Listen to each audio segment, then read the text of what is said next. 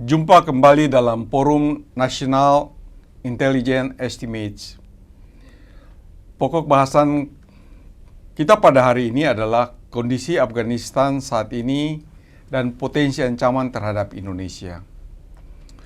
Sudah hadir di tengah-tengah kami narasumber Profesor Dr. Haja Amani Lubis, MA. Secara singkat saya akan membacakan riwayat hidup beliau. Riwayat pendidikan: S1 Fakultas Bahasa Arab Inggris, Universitas Al-Azhar, Kairo, Mesir, 1988. S2 Sejarah Kebudayaan Islam, IAIN Syarif Hidayatullah, Jakarta, 1993. S3 Doktor Pengkajian Islam, Sejarah Kebudayaan Islam, IAIN Syarif Hidayatullah, Jakarta, 2002. Riwayat pekerjaan: 2011-2013 Deputi Direktur Sekolah Pasca Sarjana Bidang Pengembangan Kelembagaan, UIN Syarif Hidayatullah, Jakarta. 2019-2023 Rektor UIN Syarif Hidayatullah, Jakarta. Pengalaman organisasi: 2020 sampai dengan sekarang anggota Afghanistan Indonesia Women Networks. 2018 sampai dengan sekarang anggota Majelis Fatwa Uni Emirat Arab, Abu Dhabi, Uni Emirat Arab. 2016 sampai dengan sekarang Ketua Majelis Ulama Indonesia Bidang Perempuan, Remaja dan Keluarga Indonesia. 2018-2020 anggota pengurus Divisi Perempuan Liga Muslim yang berkedudukan di Jeddah, Kingdom of Saudi Arabia. 2016 sampai dengan 2020 anggota Board of Trustees Forum for Promoting Peace in Muslim Society, Abu Dhabi, UEA. Kepada narasumber kami pada hari ini, Profesor Dr. Haja Amani Lubis, MA, kami persilakan.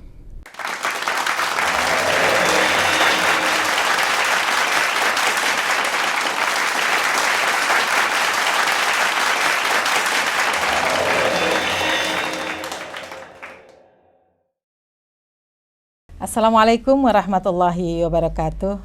Alhamdulillah wassalatu wassalamu ala rasulillah, amma ba'd. Salam sejahtera untuk kita semua. Mudah-mudahan sehat dan juga semangat dalam menjalankan tugas kita sehari-hari. Saya mengucapkan terima kasih atas undangan kali ini oleh Bung Adrian. Tema yang akan dibahas sangat menarik, tentang kondisi Afghanistan saat ini, potensi ancaman terhadap Indonesia.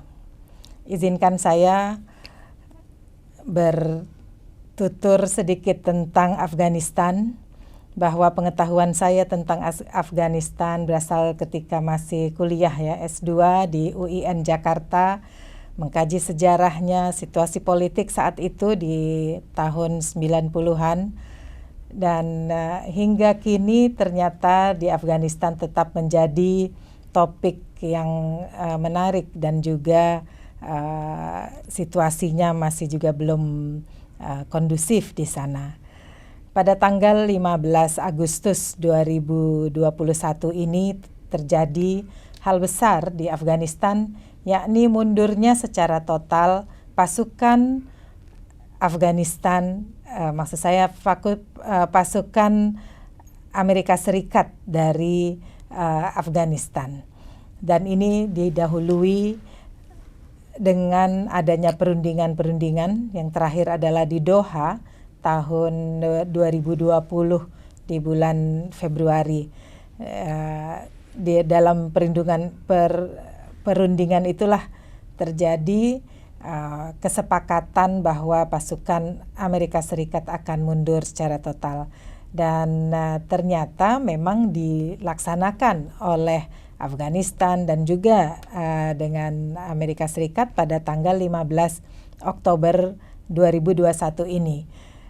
Terlihat memang bahwa terjadi pengambil alihan kekuasaan antara Taliban dan juga terhadap Presiden Afghanistan yang ada saat itu, Ashraf Ghani. Nah, di sini kita perlu memahami lebih dalam lagi bahwa situasi panjang, situasi yang berkepanjangan, perang saudara ya di Afghanistan dan juga masuknya kekuatan internasional di Afghanistan ini tidak menguntungkan siapapun. Terlihat pula bahwa di Amerika juga banyak yang menentang keberadaan pasukan Amerika di Afghanistan. Dan dari Afghanistan juga demikian, Taliban tetap menolak keberadaan pasukan asing dan presiden serta jajaran pemerintahan yang ada sulit atau tidak mampu mengkompromikan antara keinginan dari dalam, khususnya dari Taliban, dan juga situasi yang ada di pemerintahan. Dari sinilah terjadi hal-hal yang sebenarnya intinya adalah memberikan kembali kedaulatan kepada Afghanistan untuk mengelola ya negerinya sendiri, begitu. Namun karena sekarang ini zamannya media sosial dan juga cepatnya informasi menyebar, kemudian ada juga informasi yang sepotong-potong sudah disebar, sehingga sepertinya situasi yang dilakukan oleh Taliban ini dengan disepakati oleh Amerika Serikat tidak direstui oleh banyak pihak, khususnya yang memiliki peran dalam kesepakatan.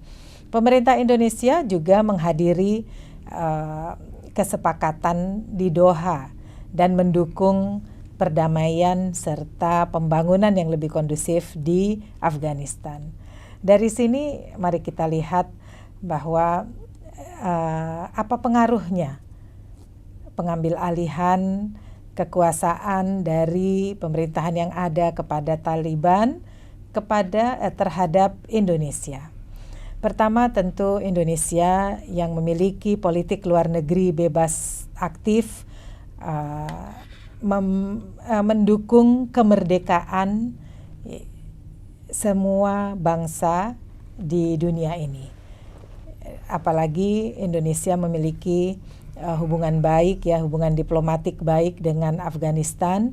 Dukungan-dukungan di bidang kultural, sosial, kemanusiaan itu Indonesia selalu berikan. Bukan politik, Indonesia tidak berpolitik di Afghanistan.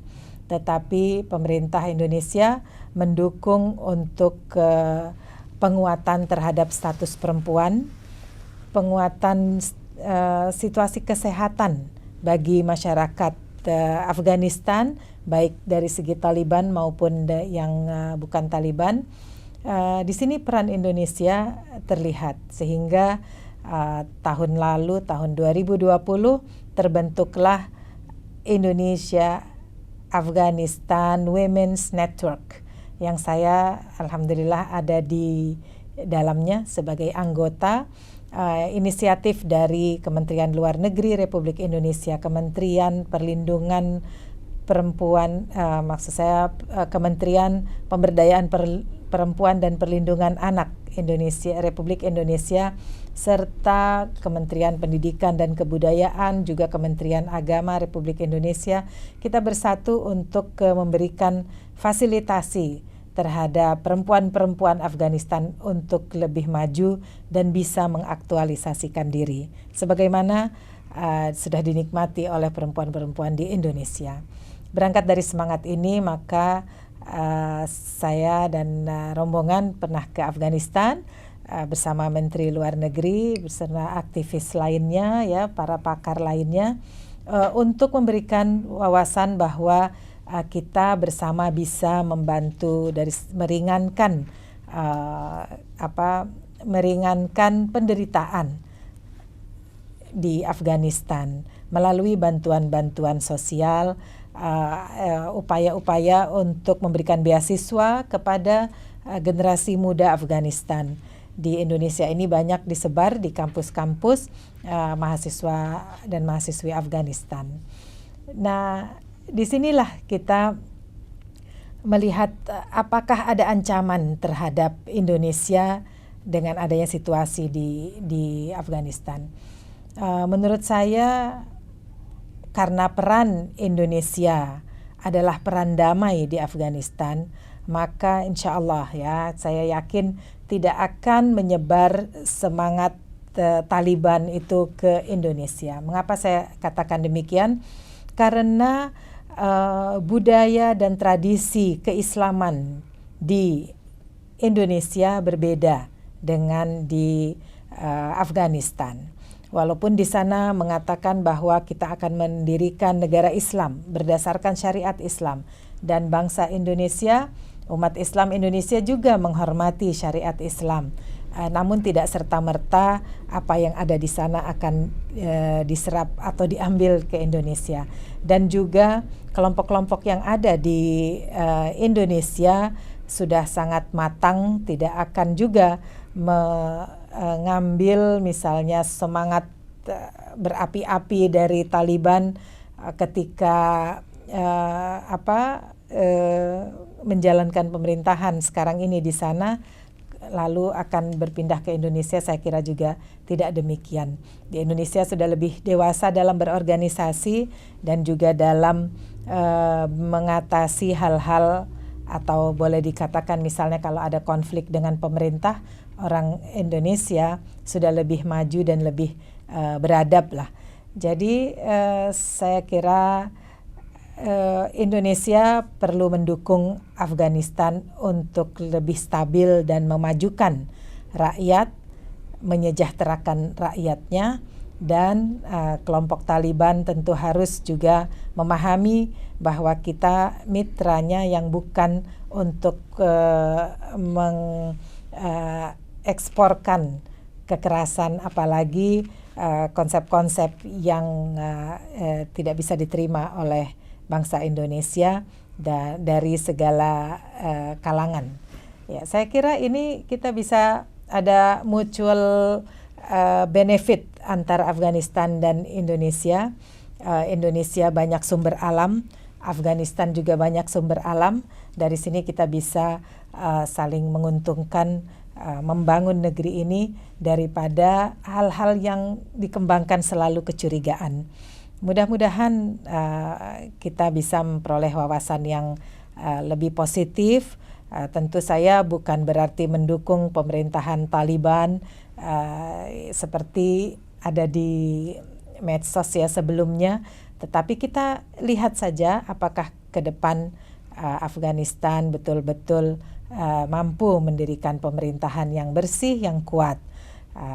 Namun ya kendalanya di sana ada kemiskinan, kebodohan, juga tentang kesehatan juga masih sangat perlu diperhatikan.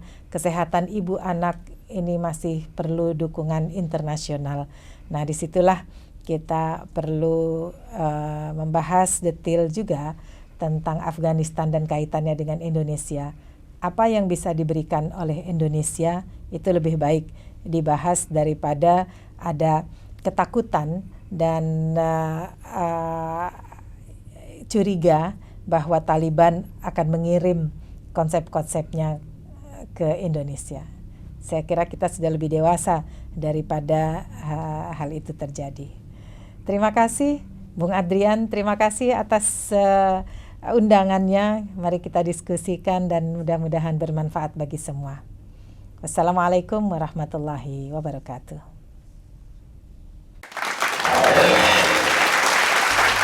Ya, dari penjelasan Ibu tadi perlu kami juga ingin mendengar penekanan atau penajaman dari perspektif Profesor Amani. Apakah dengan pemerintahan Afghanistan sekarang ini mereka akan kuat dengan menjalankan hukum syariat dan hukum Islam di Afghanistan? melihat situasi sekarang ini. Gimana, Profesor? Saya lihat Bung Adrian bahwa di Afghanistan sekarang ini tidak seperti yang lalu. Kalau dulu sudah memperoleh banyak kritikan, bahkan dituduh sealiran dengan Al-Qaeda, tapi terus mereka sempat memisahkan diri dari Al-Qaeda sehingga tidak sama. Dari situ kita lihat sebenarnya Taliban juga masih ya mencari bentuk dan mau mendengarkan suara dari internasional, sehingga syariat yang mau diterapkan di masa pemerintahan mereka ini pun bukan syariat sebagaimana yang mereka sudah jalankan di Afghanistan selama ini. Misalnya tentang perempuan harus memakai pakaiannya dengan burqa itu ya seperti pakaian menutupi seluruh badan, hanya mata yang kelihatan dengan jaring-jaringnya itu yang khas di Afghanistan, dan juga dilarangnya perempuan untuk sekolah. Kemudian hal ini menurut saya tidak lagi, tapi harus berproses.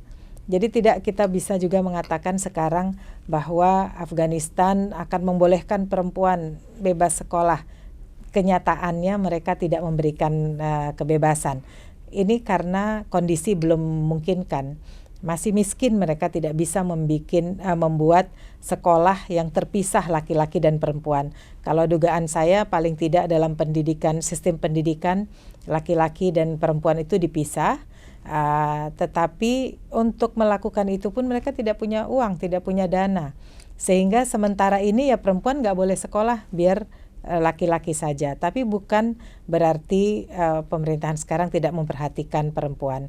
Sebagaimana di awal waktu bulan Agustus lalu sudah dicanangkan bahwa akan memberikan perempuan posisinya dalam pemerintahan, dalam pendidikan, ya, dunia kesehatan diperhatikan. Tapi karena masih tidak kondusif. Jadi sekarang ini dalam proses, jadi belum kelihatan seperti apa pemerintahan di Afghanistan sekarang. Apakah mereka akan lebih terbuka, Bu? Saya kira iya. Jadi dengan adanya sekarang ini dalam kondisi pemerintahan dan politik yang belum stabil, ekonomi belum stabil, mereka akan terbuka dengan dunia internasional, tetapi juga bertahap. Mereka masih pilih-pilih sekarang temannya untuk mengoperasikan bandara, dipilihlah Qatar ya sebagai mitranya untuk membenahi bandara. Kemudian untuk ekonomi, pasokan-pasokan bahan dasar mungkin dari Iran. Jadi masih memilih tetangga yang terdekat dan juga yang kira-kira tidak menuntut banyak dari pemerintahan yang ada sekarang.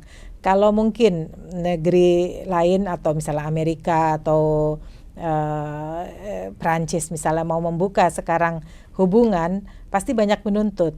Harus HAM ditegakkan, HAM-nya juga seperti yang dari Barat. Harus misalnya ya banyak hal ya seperti nilai-nilai internasional diterapkan. Saya kira itu belum bisa diterapkan di Afghanistan sekarang. Kemudian kan tidak terlepas dari geopolitik di Asia Tengah. Kita lihat juga Cina sudah berusaha untuk masuk ke sana. Dan Amerika seakan-akan dengan sekutunya Barat melihat ini sebagai suatu perebutan kepentingan di Afghanistan. Gimana menurut Ibu, kira-kira pemerintah Afghanistan sekarang ini akan condong ke Rusia lagi seperti dulu dengan Cina atau bergaining dengan Amerika Serikat dan negara-negara Barat lainnya? Iya. Cina memang tetangganya ya, tetangga. Rusia juga sangat dekat. Amerika dan sekutunya agak lebih jauh. Tapi menurut saya mereka sudah belajar dan akan berhati-hati. Tidak serta-merta harus condong kepada Cina dan Rusia meninggalkan Amerika Serikat. Karena walaupun bagaimana telah belasan tahun atau puluhan tahun Amerika Serikat di Afghanistan, sudah banyak SDM yang memang sudah terbiasa dengan didikan Amerika Serikat. Dan pemerintahan, saya kira semua beberapa menteri perempuan yang saya kenal itu juga didikan Inggris, ya, didikan Amerika. Jadi memang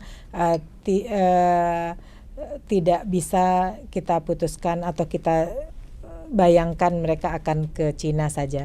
Ada beberapa kemaslahatan atau kemaslahatan itu artinya ya kepentingan terhadap Cina. Tentu misalnya untuk membangun negeri perlu di sana jalan-jalan infrastruktur lah ya. Infrastruktur mungkin pembiayaannya dari Cina. Rusia akan dari sisi tertentu. Jadi setiap negara akan dilihat sumbangan apa kepada Afghanistan yang diperlukan. Ini yang saya lihat juga terhadap Indonesia juga begitu. Indonesia diperlukan untuk pemberdayaan perempuan, ekonomi perempuan, dan juga kesehatan. Iya, paksi-paksi di sana dalam itu kan banyak juga Bu, di Afghanistan. Dan sampai saat ini kan masih mereka ada pemboman di mana-mana dari khususnya Islamic State, organisasi dari pecahan ISIS sebelumnya. Dan menurut penilaian Ibu, gimana mereka bisa menyusun suatu pemerintahan yang kuat dengan melibatkan pemerintahan sebelumnya, paksi-paksi sebelumnya, yang kita tahu bahwa mereka ini kan condong ke Amerika.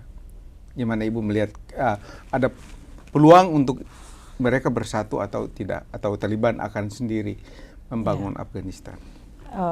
Menurut saya juga mereka akan bergabung, ya, merangkul semua pihak, sebagaimana waktu mau pembentukan pemerintahan, ya, juga Taliban berkonsultasi dengan senior-senior, dan itu adalah seperti Hikmatyar, ya, seperti yang lain presiden yang sebelumnya, Abdullah ya kalau nggak salah.